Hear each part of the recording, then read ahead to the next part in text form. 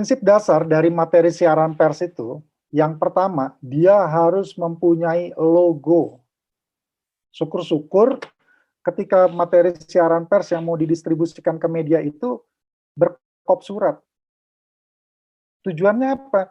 Tujuannya bahwa siaran pers ini bukan siaran pers gadungan. Bukan siaran pers yang dibuat tanpa diketahui oleh lembaganya, bukan oleh komunitasnya. Jadi misalnya di sini ada logonya, cantumkan aja logo di pojok kiri, pojok kanan, pojok di tengah, itu terserah. Estetika kita kan ya. Gitu. Itu untuk lebih memperkuat apa? Reputasi sebuah kelompok, sebuah lembaga, sebuah organisasi. Bahwa siaran pers yang kita buat itu memang officially dari Tani Center misalnya. Bagaimana komunitas yang cuma pemancing saja? Ya nggak masalah. Nanti ada di bagian keterangannya. Harus ada penjelasan. Ya. Lalu tadi saya sampaikan, ini kok nggak mau turun nih. Ada judul. Nih, judul ini yang ini ya, kelihatan kursor saya semoga.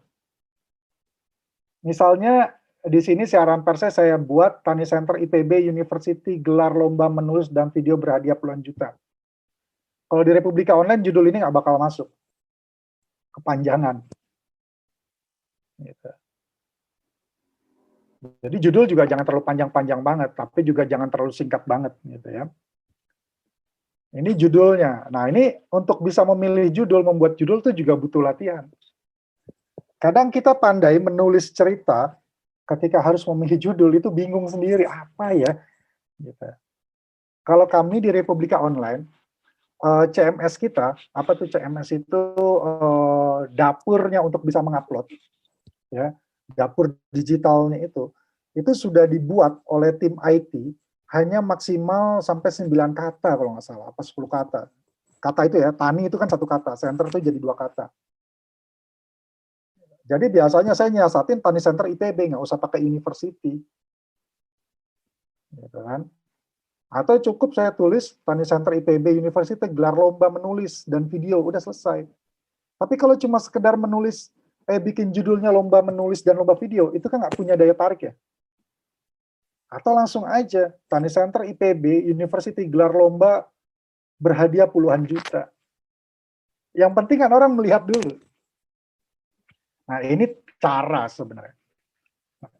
Menurut saya judul yang kayak seperti ini salah satu judul yang ideal, karena clear.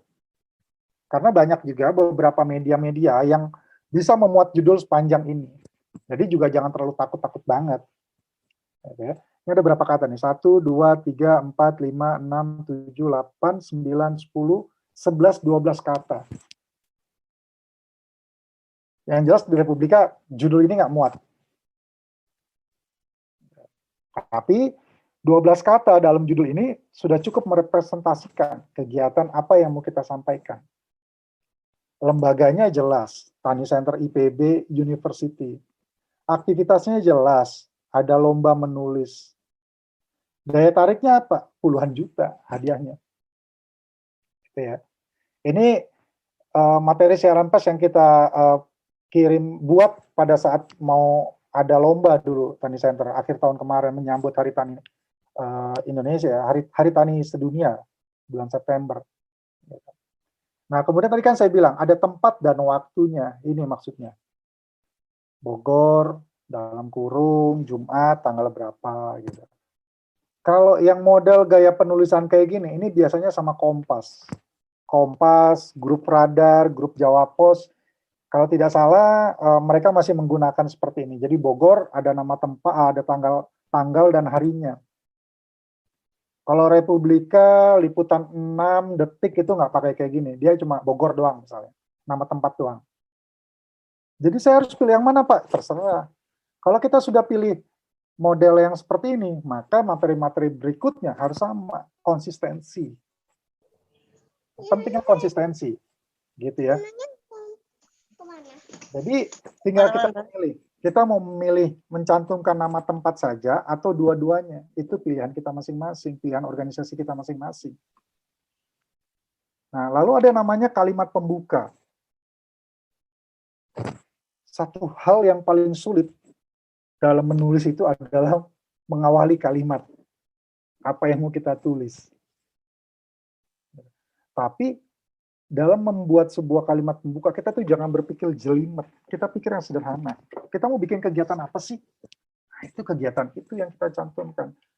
Lalu lembaga kita tuh apa? Itu juga yang harus kita cantumkan. Kegiatannya tuh kapan? Itu juga yang harus kita cantumkan. Jadi kalimat pembuka di sini, lead-nya, Tani Center IPB University menggelar lomba menulis dan video berhadiah puluhan juta rupiah. Ya kan? Lomba penulisan dan video untuk menyambut Hari Tani ditujukan untuk pelajar SMA, mahasiswa, dan masyarakat umum.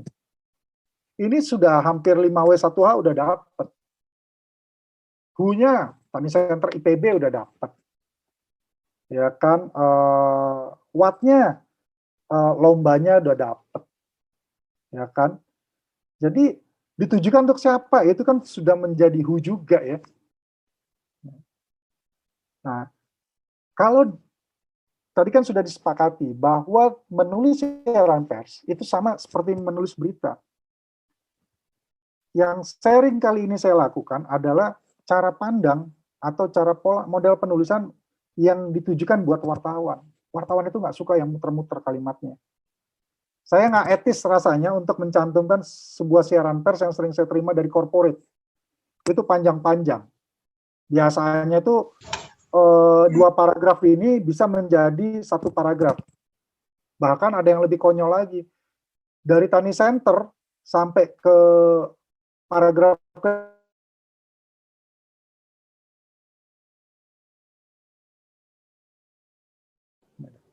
Nah, biasakan ketika kita menulis siaran pers, ini pola ya. Gitu. Pola yang sebenarnya teman-teman mau mereplikasi juga silahkan. 3 juga silahkan. Tapi yang jelas model seperti ini yang akan lebih banyak diterima oleh media, diterima oleh wartawan. Jadi pola pertama apa? Kalimat tidak langsung. Paragraf pertama. Paragraf keduanya, kalimat langsung, kutipan. Kutipan dari siapa? Dari narasumbernya. Di sini siapa narasumbernya? Dr. Hermanu Triwidodo. Dia itu siapa? Kepala Tani Center IPB. Dia menyampaikannya di mana? Di Bogor. Kapan? Jumat. Cantumkan tanggalnya. Udah, jadi 2 paragraf ini sudah orang tuh udah clear. Wartawan tuh ketika melihat, wah enak nih, gitu kan. Kemudian substansi yang disampaikan, informasi yang diberikan itu juga oke, dimuat langsung. Yang enak itu kan ketika siaran pers kita tuh nggak banyak dirubah sama wartawan. Itu aman. Jadi untuk menjaga reputasi, menjaga image kelompok kita, organisasi kita, korporat kita itu jadi lebih dapat. Ketika kita nulisnya bulat, panjang kali lebar kagak jelas, akhirnya juga males orang. Nanti takutnya itu dirubah sama wartawan. Yang tadinya kita mau ngomong A, karena kita memberikan siaran persnya itu dari A sampai Z, saking panjangnya, yang diambil sama wartawan tuh Z-nya. Padahal tuh Z itu kita nggak mau itu muncul. Salah nggak? Siapa yang disalahkan? Ya yang membuat siaran persnya, jangan wartawannya. Gitu. Nah ini maka datang tubuh berita. Lomba penulisan, bla bla bla. Tinggal kita jelaskan lah. Ini kan informasi yang sifatnya mendukung. Ya. Lalu, kami biasanya di Republika, atau beberapa media-media, teman-teman bisa cek, rata-rata penutup itu adalah kutipan langsung. Gitu. Nah, kalau ini direplikasi, model penulisan semacam ini bisa dilakukan, itu akan memudahkan, pertama, wartawan yang menerima siaran persnya. Wah, ini clear nih, enak nih. Kalimatnya nggak panjang-panjang. Bagaimana kalau kita nggak punya statement resmi? Misalnya saya nggak ketemu sama Pak Hermanu. Tapi kan Tani Center punya akun IG, kita cantumkan aja IG-nya. Sah nggak? Sekarang sudah seperti itu, polanya udah berbalik. Jurnalis sekarang lebih banyak mencantumkan atau mencari berita itu dari sosial media. Tentunya sosial media dari akun resmi, apalagi public figure atau institusi KPK misalnya, ya kan? Itu akan banyak dikutip. Makanya penting juga sebuah platform atau website resmi itu bisa menjadi rujukan buat media mengambil informasinya. Media akan mengambil informasi dari website resminya itu kalau dia juga punya siaran pers yang bagus, tulisan yang enak, gitu ya. Lalu yang tadi saya bilang keterangan, ini yang kotak merah. Cantumkan saja, paling cuma 1 paragraf kok. Tani Center IPB University adalah unit layanan informasi pertanian yang berada di bawah lembaga LPPM IPB. Tani Center menjadi ruang interaksi antara petani, sivitas akademika, dan para pelaku usaha yang terkait dengan pertanian. Udah selesai. Maksudnya apa? Kita perlu mencantumkan keterangan. Jadi kalau wartawan yang kreatif, ya, yang nggak cuma copy-paste, dia tuh ketika mencantumkan kata Tani Center, dia akan menggunakan kalimat keterangan tambahan. Misalnya, kan di sini sudah Tani Center ya, di paragraf pertama. Lalu di paragraf ketiga, dia mau menghilangkan kata Tani Center. Dia menggunakan kata penjelasan dari keterangan. Dia akan menuliskan organisasi atau unit layanan informasi yang berada di bawah naungan LPPM IPB. Nah, itu bisa bagi wartawan yang mau. Artinya, LPPM-nya juga dapat dong secara brand. Tapi kalau Tani Center, dia sebuah lembaga yang sifatnya tidak di bawah naungan apapun, gitu ya, itu juga lebih baik. Lalu yang berikutnya harus ada narahubung. Narahubung itu yang umum ya, itu ada nomor WA atau nomor handphone dan email. Lalu kalau kita punya akun resmi sosial media itu juga cantumkan juga. Jadi orang nanti akan merefer kepada akun kita, akan follow atau apalah namanya. Nah, ini adalah struktur membuat materi siaran pers yang sangat dipakai oleh media.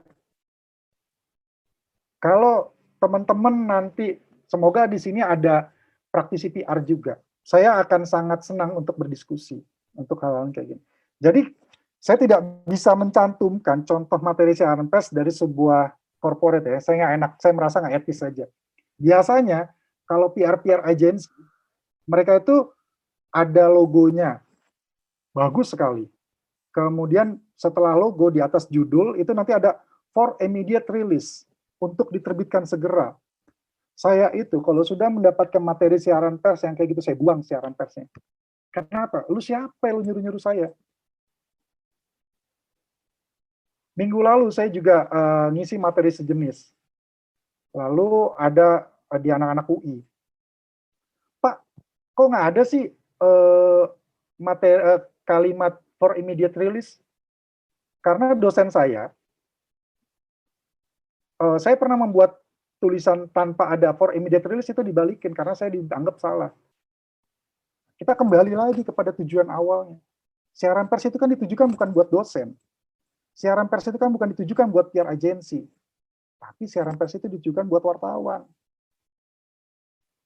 Logikanya begini. Bapak Ibu semua, teman-teman semua, ya, lagi butuh kegiatannya dipublikasikan di media. Media itu ibaratnya rumah. Teman-teman itu tamu.